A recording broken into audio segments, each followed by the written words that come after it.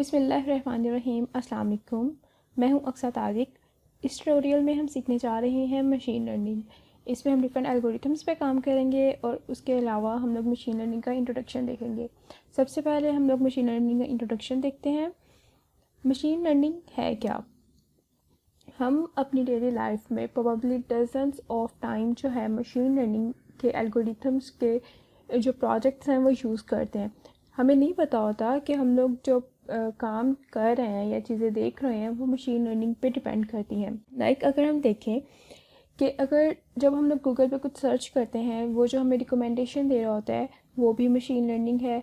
फिर अगर हम लोग अपनी ईमेल्स की बात करें जहाँ पे वो हमें स्पैम और नॉन स्पैम ईमेल्स को सेपरेट कर देता है वो भी हमारी मशीन लर्निंग है। उसके अलावा अगर हम लोग फेसबुक की बात करते हैं वहाँ पर जो हमारे फ्रेंड्स को प्रिडिक्ट करता है, उनके फेस को प्रिडिक्ट कर लेते हैं वो लोग, तो वो भी हमारे पास क्या है, मशीन लर्निंग है। उसके अलावा अगर हम लोग अपने किसी भी सोशल अकाउंट पे या किसी भी सर्च इंजन में कुछ सर्च करते हैं तो वो हमें क्या करता है कि उसी चीज़ की एडवर्टाइजमेंट शो करवा देता है। उसी चीज़ की एडवर्टाइजमेंट जो हमें शो हो रही होती है, उससे रिलेटेड चीज़ों की एडवर्टाइजमेंट शो हो रही होती है, तो वहाँ से हमें क्या है वो भी मशीन लर्निंग ही प्रिडिक्शन कर रही होती है। इस तरह डिफरेंट फील्ड्स में जो है मशीन लर्निंग हमारी यूज़ हो रही है। अब हम देखते हैं कि मशीन लर्निंग है क्या। मशीन लर्निंग क्या है? एक आर्टिफिशियल इंटेलिजेंस की एक एप्लीकेशन है। आर्टिफिशियल इंटेलिजेंस जो है वर्ड, जो टर्म है, हमने बहुत सुनी हुई है, हमने न्यूज़ में सुनी है, हमने बुक्स में पढ़ी हुई है, या सोशल मीडिया पे हमने देखी होगी। बहुत ज़्यादा हम लोग सुनते आ रहे हैं इस टर्म को और मोस्ट प्रोबेबली लोगों को पता भी होगा कि वो है क्या। लेकिन अगर नहीं पता तो हम यहाँ पे देखेंगे कि मशीन लर्निंग क्या है। लेकिन उससे पहले हम लोग आर्टिफिशियल इंटेलिजेंस क्या है, लेकिन उससे पहले जो है हम लोग मशीन लर्निंग देखते हैं कि मशीन लर्निंग जो है वो क्या काम करती है। मशीन लर्निंग क्या है? एक ऐसा सिस्टम प्रोवाइड करती है जो कि खुद से ऑटोमेटिकली लर्न करता है, अपने एक्सपीरियंस से इम्प्रूव करता है और उसे हमें प्रोग्राम करने की ज़रूरत नहीं पड़ती। जिस तरह नॉर्मली हमारे पास जो प्रोग्राम्स होते हैं उन्हें हम खुद से प्रोग्राम करते हैं तो वो रन होते हैं, लेकिन यहाँ पे क्या है, हमें विदाउट एक्सप्लिसिटली प्रोग्राम हम लोग मशीन लर्निंग के जो एल्गोरिथम्स हैं उन पे काम कर सकते हैं, उन्हें रन कर सकते हैं। ठीक है, ये हमारे पास क्या है, मशीन लर्निंग है। वो अपने एक्सपीरियंस से सीखती है, ऑटोमेटिकली काम करती है उस पर और उसे हमें प्रोग्राम करने की भी ज़रूरत नहीं होती। ये सब क्या है, मशीन लर्निंग। इसके नाम से हमें पता चल रहा है कि मशीन्स हैं, उन्हें हम लर्न करवाएंगे और वो अपने जब हम उन्हें लर्न करवा देंगे तो वो फिर काम करना स्टार्ट कर देंगी। इसी तरह से अगर हम लोग देखें, अब हम बात करेंगे आर्टिफिशियल इंटेलिजेंस के बारे में। हम देखते हैं और हमारे पास एक बहुत बड़ी कन्फ्यूजन होती है कि आर्टिफिशियल इंटेलिजेंस, मशीन लर्निंग और डीप लर्निंग, इन तीनों में क्या डिफरेंस है, ये तीनों कैसे रिलेट करती हैं, ये तीनों क्या हैं। हम लोग कंफ्यूज हो जाते हैं नॉर्मली कि ये टर्म्स क्या हैं, तो इन्हें हम डिस्कस करेंगे। जो हमारी कन्फ्यूजन है उन्हें हम दूर करेंगे। सबसे पहले अगर हम देखें आर्टिफिशियल इंटेलिजेंस जो है वो क्या है, एक ऐसी टेक्निक है जो एनेबल्स करती है मशीन्स को to mimic human behaviour. Human की तरह काम करने के लिए जो मशीन्स को एनेबल कर दे वो हमारे पास क्या है, आर्टिफिशियल इंटेलिजेंस है। आर्टिफिशियल इंटेलिजेंस एक बहुत वास्ट फील्ड है जिसका एक सबसेट हमें मिलता है मशीन लर्निंग। मशीन लर्निंग जो है वो क्या करती है, इससे पहले ही हम लोगों ने बात की है कि मशीन लर्निंग में हम लोग क्या करते हैं कि मशीन्स को एनेबल करते हैं जो अपने एक्सपीरियंस से सीख रही होती हैं। ठीक है, अब यहाँ पे हमें दो चीज़ें तो पता चल गई, एक पहले मशीन लर्निंग और फिर आर्टिफिशियल इंटेलिजेंस। आर्टिफिशियल इंटेलिजेंस एक वास्ट फील्ड है, उसकी एक सब फील्ड हमारे पास है मशीन लर्निंग। देन हम देखते हैं डीप लर्निंग। डीप लर्निंग हमारे पास क्या है? डीप लर्निंग वो है जिसमें हम लोग कंप्यूटेशन करते हैं मल्टी लेयर न्यूरल नेटवर्क्स की। अब जो डीप लर्निंग है, डीप लर्निंग एक सबसेट है मशीन लर्निंग का। इसी तरह से ये तीनों फील्ड जो है आपस में रिलेट करती हैं। अब जो अगर हम लोग डीप लर्निंग को देखें, डीप लर्निंग में जो है हमने एक वर्ड यूज़ किया है, न्यूरल नेटवर्क। न्यूरल नेटवर्क हमने क्यों यूज़ किया है? न्यूरल का जो वर्ड है वो बेसिकली हम लोगों ने बेसिकली जो ये लिया गया था न्यूरॉन से, ह्यूमन ब्रेन्स के न्यूरॉन से। जैसे कि ह्यूमन ब्रेन जो है वो डिफरेंट न्यूरॉन्स से मिलके बना हुआ है, तो इसी तरह से इन्होंने एक डीप लर्निंग को नाम दिया एक आर्टिफिशियल ब्रेन का, कि वो भी एक डिफरेंट न्यूरॉन से मिलके बना हुआ है। ये जो आइडिया था वो लिया तो इसी तरह से गया था ब्रेन, ह्यूमन ब्रेन से, लेकिन अगर हम लोग देखें तो ये जो काम करता है वो बिल्कुल ह्यूमन ब्रेन की तरह नहीं करता, लेकिन सिर्फ इसका आइडिया लिया गया था न्यूरॉन से, फिर इनको न्यूरल नेटवर्क कहा गया। अब आई होप कि इन तीनों जो हमारे पास टर्म्स थी उनकी कन्फ्यूजन जो थी हमारे पास ख़त्म हो गई होगी। अब हम देखते हैं कि मशीन लर्निंग हमें क्यों ज़रूरत पड़ी मशीन्स को लर्न करवाने के लिए, क्यों हमें ये ज़रूरत पेश आई। हम लोग इसके बगैर नहीं काम कर सकते थे, या इसके बगैर जो हम लोग पहले अपनी ज़िंदगी गुजार रहे थे, खुद से काम कर रहे थे, वो नहीं कर सकते थे। तो हम लोग देखते हैं कि मशीन लर्निंग की ज़रूरत हमें पड़ी क्योंकि हमारे पास बहुत सारे ऐसे काम हैं, ऐसे डिसीजंस हैं जो कि लार्ज स्केल पे हैं और विद हमें हाई एफिशिएंसी के साथ करने की ज़रूरत है। अब अगर हम लोग वही वाले डिसीजंस ह्यूमन से लें तो उसमें हमारे पास चांसेस हो सकते हैं कि वो एरर आ जाए उसमें, या फिर हमारे पास वो बहुत ज़्यादा टाइम कंज्यूमिंग हो जाएंगे। अगर बहुत कॉम्प्लेक्स टास्क हमने करना है और बहुत आइट्रेटिवली उस पर काम करना है तो ह्यूमन तो प्रोबेबली उस पर एरर देगा। लेकिन हम लोग कहते हैं कि हम लोग मशीन्स को लर्न करवा दें ताकि मशीन्स जो हैं विद इन शॉर्ट टाइम हमें काम करके दे दें, विदाउट एरर हमें काम करके दे दें। तो इस तरह से हम लोगों ने मशीन्स को लर्न करवाना स्टार्ट करवा दिया। इसके अलावा जो हमारे पास जो कंडीशंस थी या फिर कोई ज़रूरत थी उनकी, वो ये थी कि lack of human expertise. Human की जो थी इतनी एक्सपर्टीज़ नहीं थी उनको, हमें बहुत ज़्यादा एक्सपर्टीज़ चाहिए थी, बहुत एफिशिएंट का प्रोजेक्ट्स पे काम करना था। तो उसके लिए हम लोगों ने मशीन्स को रन करवाना स्टार्ट करवा दिया। फिर हमारे पास डायनामिक सिनेरियोज़ में था कि हमारे पास जहाँ पे डाटा ड्रिवन डिसीजंस पे हम काम करते हैं, डाटा पे बहुत बिग डाटा पे काम होता है, तो वहाँ पे हम लोगों ने क्या किया कि मशीन्स को रन करवाना स्टार्ट कर दिया। फिर हमारे पास थे कंप्यूटेशनल टास्क, जहाँ पे बहुत ज़्यादा कॉम्प्लेक्स टास्क हमने परफॉर्म करने थे। तो वहाँ पे ह्यूमंस के लिए, जैसे हमने पहले बात की कि एरर के चांसेस हैं, तो इसलिए हम लोगों ने मशीन्स को रन करवाना स्टार्ट कर दिया ताकि वो विदाउट एरर जो है हमें काम करके दे दें। ठीक है, इस तरह से हम लोगों ने मशीन्स को लर्न करवाना स्टार्ट करवा दिया। फिर हमारे पास है मशीन लर्निंग मॉडल। अब मशीन लर्निंग का जो मॉडल है, हमने पहले पढ़ा कि ये मशीन लर्निंग जो है एक एआई की फील्ड है। उसका जो एल्गोरिथम है वो किस पे डिपेंड करता है, कौन कौन सी चीज़ों पे कंसिस्ट करता है, वो हमारे पास क्या है, परफॉर्मेंस, टास्क एंड एक्सपीरियंस। इन तीनों चीज़ों को आपने याद रखना है कि हमारे पास क्या करते हैं। हम लोग सबसे पहले अपने परफॉर्मेंस को इम्प्रूव करते हैं और एट एग्जीक्यूटिंग सम टास्क, किसी स्पेसिफिक टास्क पे हम लोग एग्जीक्यूट करते हैं और उसके परफॉर्मेंस को इम्प्रूव करते हैं ओवर टाइम विद एक्सपीरियंस, अपने एक्सपीरियंस से। मतलब कि एक स्पेसिफिक टास्क पे हम काम कर रहे हैं और उसकी परफॉर्मेंस को हम इम्प्रूव कर रहे हैं। कैसे इम्प्रूव कर रहे हैं, अपने एक्सपीरियंस के साथ इम्प्रूव कर रहे हैं। ये हमारे पास क्या है, मशीन लर्निंग का एक मॉडल है। फिर हम देखते हैं स्ट्रेंथ एंड वीकनेसेस। अब हमें पता है कि दुनिया में हर चीज़ जो भी है, कुछ भी ऐसा नहीं है जो कि 100% परफेक्ट हो, सिर्फ अल्लाह की ज़ात के अलावा। तो उसमें हमारे पास हर चीज़ के पास क्या है कि कुछ वीकनेसेस हैं, कुछ स्ट्रेंथ हैं। तो इसी तरह से मशीन लर्निंग के भी कुछ स्ट्रेंथ हैं, कुछ वीकनेसेस हैं। तो अगर हम स्ट्रेंथ की बात करें तो हमारे पास का मशीन लर्निंग के जो एल्गोरिथम्स हैं या जो प्रोडक्ट्स हैं वो कहाँ पे बहुत अच्छा काम करते हैं, जब हमारे पास एक सिंपल कॉन्सेप्ट पे हम लोग काम कर रहे हैं, एक सिंपल एल्गोरिथम्स पे काम कर रहे हैं, सिंपल प्रोडक्ट्स पे काम कर रहे हैं, तो वहाँ पे बहुत अच्छा वर्क करते हैं। और अगर हमारे पास बहुत ज़्यादा डाटा अवेलेबल है तो वो बहुत अच्छा काम करेंगे। ज़्यादा डाटा अवेलेबल होने का मतलब ये नहीं है कि हमें उसमें जो डाटा है कि वो कुछ एक्स्ट्रा डाटा हो हमारे पास या फिर कुछ इरेलेवेंट डाटा हो। लार्ज डाटा का मतलब ये है कि हमारे पास जो डाटा है वो बहुत ज़्यादा हो, ट्रेनिंग के लिए बहुत ज़्यादा डाटा हो, ताकि हम लोग उसको ज़्यादा ट्रेन कर सकें और ज़्यादा टेस्ट कर सकें। अब ट्रेनिंग और टेस्टिंग के टर्म से भी परेशान नहीं होना है कि इसमें हम लोग क्या करते हैं कि डाटा को जो 2 पार्ट्स में डिवाइड कर देते हैं, ट्रेनिंग डाटा में और टेस्टिंग डाटा में। हम लोग एक स्पेसिफिक रेशो बना लेते हैं अपने प्रोजेक्ट के लिहाज से, जैसे कि हमारा प्रोजेक्ट होगा उसके लिहाज से हम लोग रेशो कर लेंगे, 80-20 की रेशो कर लेंगे या फिर 70-30 की रेशो कर लेंगे। कि हमारे पास जो प्रोजेक्ट हैं उस पर हम लोग जो डाटा को डिवाइड कर लेंगे कि 70% हम लोगों ने डाटा को ट्रेन करना है और 30% डाटा को हमने टेस्ट करना है, या फिर 80% डाटा को टेस्ट करना है, 80% डाटा को ट्रेन करना है और 20% डाटा को टेस्ट करना है। इस तरह से हम लोग डिवाइड कर लेते हैं। अब हम बात करते हैं वीकनेसेस की। अब हमारे पास वीकनेसेस क्या क्या हो सकती हैं कि जहाँ कहाँ हमारा जो प्रोजेक्ट है, कहाँ पे मशीन लर्निंग जो है वो अच्छा काम नहीं करती। अगर हमारे पास बहुत ज़्यादा कॉम्प्लेक्स कॉन्सेप्ट है, कॉम्प्लेक्स एल्गोरिथम पे हम काम कर रहे हैं, लेकिन हमारे पास डाटा बहुत स्मॉल अमाउंट में है, तो वहाँ पे क्या करेगा, वो एक अच्छा काम नहीं कर रहा होगा।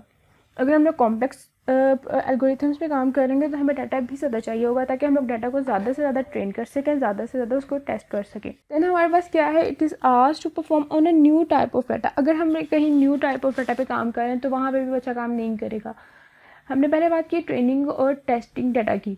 अगर हम लोग डाटा को ट्रेन कर मतलब हमारे पास जो कंप्लीट डाटा सेट था ना, उसी को ही हमने ट्रेनिंग और टेस्टिंग में डिवाइड कर दिया है। लेकिन अगर हम लोग ऐसा करते हैं कि हम डाटा को ट्रेन करवा रहे हैं, लेकिन जो टेस्टिंग के लिए डाटा है वो हमारे पास न्यू है, तो वहाँ पे वो काम नहीं करेगा, क्योंकि वहाँ हमने डाटा को तो ट्रेन करवाया है एक स्पेसिफिक डाटा पे, और अगर हम लोग उसको टेस्टिंग के लिए डिफरेंट डाटा दे देंगे तो वो वहाँ पे पुअरली काम करेगा। ये हमने बात की है स्ट्रेंथ और वीकनेसेस की।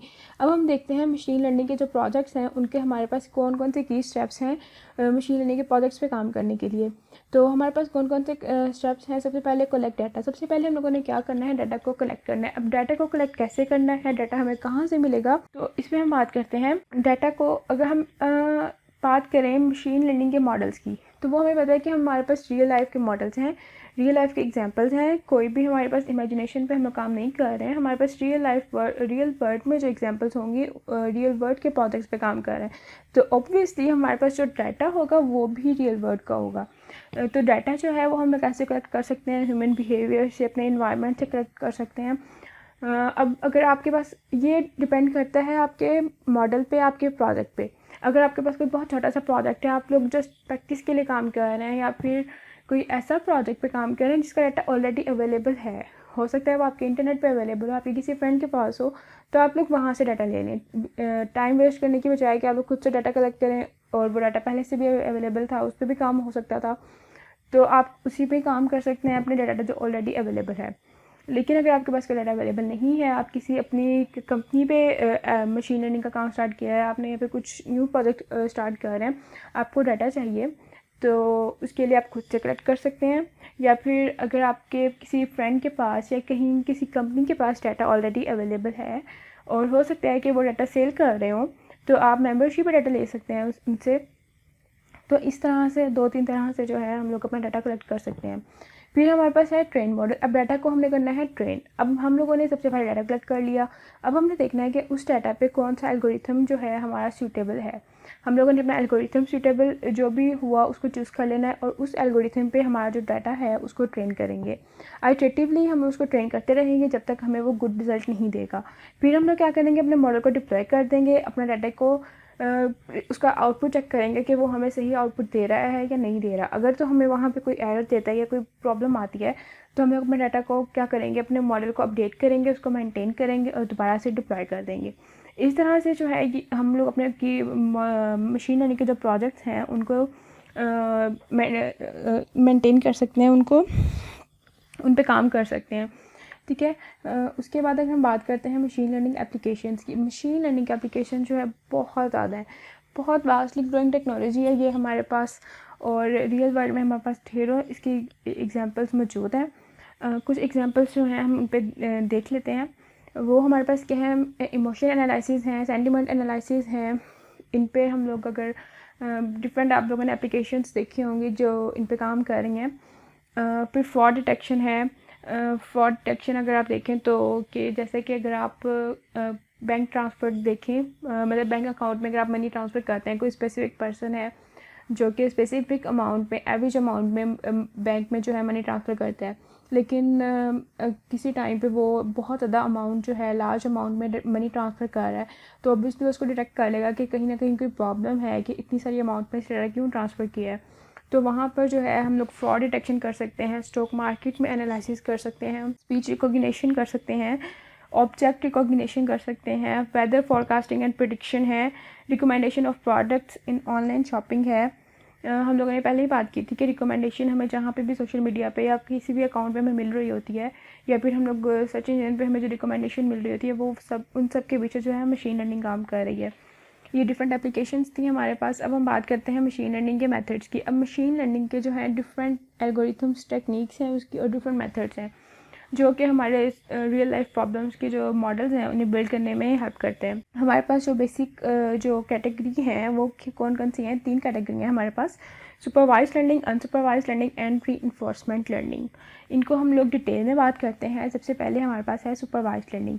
अब सुपरवाइज लर्निंग हमारे पास क्या है? सुपरवाइज लर्निंग हमारे पास है कि जहाँ पर ऐसा मॉडल जिसको हम लोग ट्रेन करते हैं और विद लेबल डाटा सेट के साथ। सबसे पहले आप इसका नाम देखें, सुपरवाइज्ड।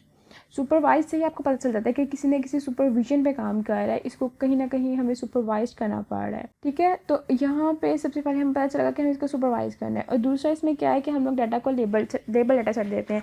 लेबल डाटा सेट का क्या मतलब है कि इसको हम इनपुट भी दे रहे हैं, हम इसको आउटपुट भी दे रहे हैं। हम बता रहे हैं कि ये इनपुट पे ये आउटपुट आएगी। तो वहाँ पे हमारे पास लेबल डाटा सेट है। और ऐसी लर्निंग को हम लोग क्या कहते हैं, सुपरवाइज लर्निंग। सुपरवाइज लर्निंग जो है हमारे पास दो कैटेगरीज में डिवाइड करते हैं हम इसे, क्लासिफिकेशन और रिग्रेशन। क्लासिफिकेशन से अगर हमें देख लें, उसके नाम से हम लोग देख लें कि वो क्लासीफाई करेगा डाटा को। वो क्या करेगा कि जो भी हमने उसको डाटा दिया है उसको कैटेगरी में डिवाइड कर देगा। लेकिन हमें बताएगा कि ये रेड ब्लू कलर में है, डिजीज़ है, नहीं नॉट डिजीज़ है, इस तरह से डाटा को डिवाइड कर देता है। उसके अलावा जो है हमारे पास जो क्लासिफिकेशन है उसमें हमारे पास जो डाटा है वो डिस्क्रीट वैल्यूज़ होती हैं डाटा की। और अगर हमने पहले ईमेल्स की बात की थी, जो स्पैम ईमेल्स और नॉन स्पैम ईमेल्स थी, वो भी क्लासिफिकेशन में ही आ जाता है कि वो हमारे ईमेल्स को डिफरेंट कैटेगरीज़ में डिवाइड कर देता है। हमारे ईमेल्स जैसे कि डिफरेंट क्लासिफिकेशन होती है हमारे ईमेल्स की। प्राइमरी ईमेल्स होती हैं, अपडेट्स होती हैं, प्रमोशन, सोशल, इस तरह डिफरेंट क्लासिफिकेशन होती हैं उनकी। तो ये भी क्लासिफिकेशन की ही एग्जांपल है। फिर हमारे पास है रिग्रेशन। रिग्रेशन का क्या मतलब है, रिग्रेशन में हमारे पास जो डाटा है वो कंटिन्यूस होगा। हमारे पास जो रियल वैल्यूज़ हैं लाइक डॉलर वेट, कोई करेंसी की वैल्यू है या कोई कंटिन्यूस वैल्यू है, जहाँ पे हमारे पास क्या होंगी, रिग्रेशन होगी। ये थी हमारी सुपरवाइज्ड लर्निंग। और इसके बाद हमारे पास क्या है, अनसुपरवाइज्ड लर्निंग। अनसुपरवाइज्ड लर्निंग में हमारे पास, हमें इसके नाम से ही पता चल रहा है कि इसको हमें सुपरवाइज़ करने की ज़रूरत नहीं है। तो इसमें हम लोग क्या करते हैं कि डाटा को अपने लेबल भी नहीं करते और सुपरवाइज भी नहीं करते। तो फिर ये सीखेगा कैसे, ये सीखता है अपने एक्सपीरियंस से, खुद से इम्प्रूवमेंट करता है, खुद से ही काम करता है अपने उस पर, एल्गोरिथम पे, और अपने एक्सपीरियंस से सीखता है। ठीक है, और इसको हम लोग जो है दो कैटेगरी में डिवाइड कर देते हैं, क्लस्टरिंग और एसोसिएशन। क्लस्टरिंग के आप नाम से ही पता चल जाएगा आपको कि क्लस्टर्स में डिवाइड कर रहे हैं डाटा को, मतलब कि हम लोग डाटा की ग्रुपिंग कर रहे हैं। अगर हमारे पास मिक्सचर है डाटा का, 2-3 टाइप का डाटा है, तो वो डाटा को डिवाइड कर देगा डिफरेंट ग्रुप्स में, A group, B group, C group, इस तरह से। या डिफरेंट कलर्स का डाटा है तो वो डिफरेंट कलर्स में बता देगा कि इतने, मतलब रेड कलर है, ये ब्लू है, ये ग्रीन है, इस तरह से डाटा को डिफरेंट ग्रुप में डिवाइड कर रहा है। इसमें हम लोग क्या करते हैं, अपने डाटा को इसके अलावा हम लोग क्या कर सकते हैं कि ग्रुप्स भी फाइंड कर सकते हैं कि हमारे डाटा में कितने ग्रुप्स हैं, 2 ग्रुप्स हैं, 3 हैं, 4 हैं, इस तरह से।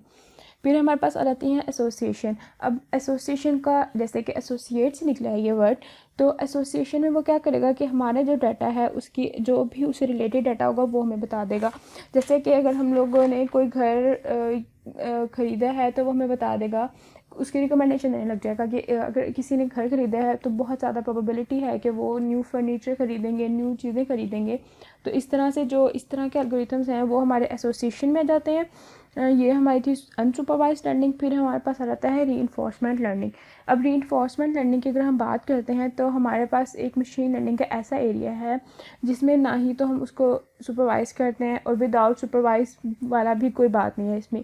इसमें वो क्या करता है, इसमें हम उसको डाटा देते ही नहीं है, वो अपने खुद ही जो एक्शन है उसे सीखता है, अपने रिवॉर्ड से सीखता है, अपनी पेनल्टी से सीखता है। अगर उसको पॉजिटिव रिजल्ट मिलता है तो उससे सीखेगा कि हाँ ये वाला काम जो है मैंने करना है।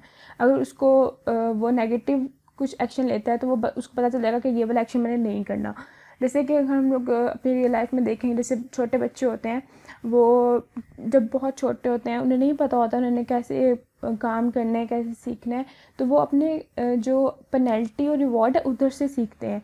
लाइक अगर वो ऊंची जगह पे बैठे हैं, ठीक है, तो अगर वो नीचे गिर जाते हैं तो वो उन्हें पता चल जाएगा कि दोबारा ये वाली हरकत नहीं करनी। इससे क्या है, उनका जो था नेगेटिव एक्शन था, इससे उन्हें पेनल्टी मिली है। तो अगर उन्हें वही कोई अच्छे तरीके से वो उतर रहे हैं तो उन्हें पता चल जाएगा ये हमारा पॉजिटिव एक्शन है, तो अब नेक्स्ट टाइम जो है हम लोगों ने यही वाला काम करना है। इस तरह से जो है रीइंफोर्समेंट लर्निंग काम करती है। हमारे पास 2 कैटेगरीज हैं, पॉजिटिव एंड नेगेटिव। पॉजिटिव में क्या है कि अगर वो कोई पॉजिटिव एक्शन करता है तो उसके जो बिहेवियर है उसमें वो इंक्रीज़ हो जाता है, उसकी फ्रीक्वेंसी इंक्रीज़ हो जाती है, उसे पता चल जाता है कि हाँ अब मैंने यही काम करना है। अगर वो नेगेटिव का मतलब ये है कि नेगेटिव में अगर वो कोई ऐसा बिहेवियर है उसका जो नेगेटिव की तरफ है, तो वो क्या करेगा, उसको अवॉइड करेगा, उसको स्टॉप करेगा, दोबारा वो वाला एक्शन नहीं लेगा। इस तरह से हम लोगों ने रीइंफोर्समेंट लर्निंग पे भी बात कर ली कि रीइंफोर्समेंट लर्निंग क्या होती है, उसकी कैटेगरीज़ को भी देख लिया। ये हमारा था मशीन लर्निंग का इंट्रोडक्शन था। हम लोगों ने सबसे पहले क्या किया, मशीन लर्निंग को देखा। अगर हम लोग पीछे जाएं तो हम लोगों ने किस किस पे बात की है।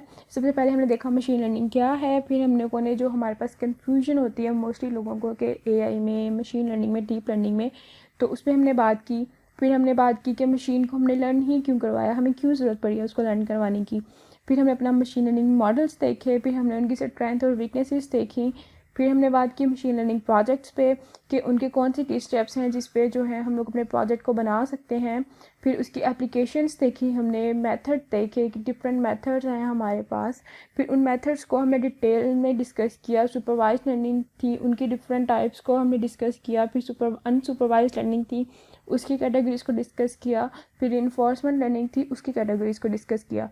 इस तरह से हम लोगों ने जो है नॉर्मली जो हमारा जो काम था उस पर काफ़ी हम लोगों ने पर बात कर ली है।